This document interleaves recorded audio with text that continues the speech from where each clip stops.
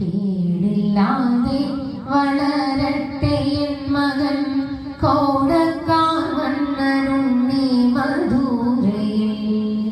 വീടുതോറും അവന്റെ തിരുനാമം പാടിടുന്നതും കേൾക്കാമല്ലോ സഖേ. പുത്രനെ ഗുണം വർണ്ണിപ്പതും കേട്ടിട്ടോർത്തു ചിത്തസന്നാവം കലർന്നവോ. പേർത്തും കണ്ണുനീർ വാർത്തു യശോദയും പാർത്തു നിൽക്കുന്നതും കണ്ടിരുദ്ധവ.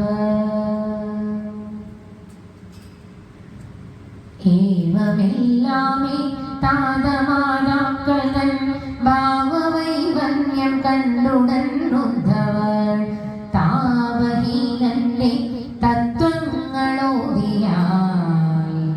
താപമെല്ലാം കളഞ്ഞു സന്തുഷ്ടനായി.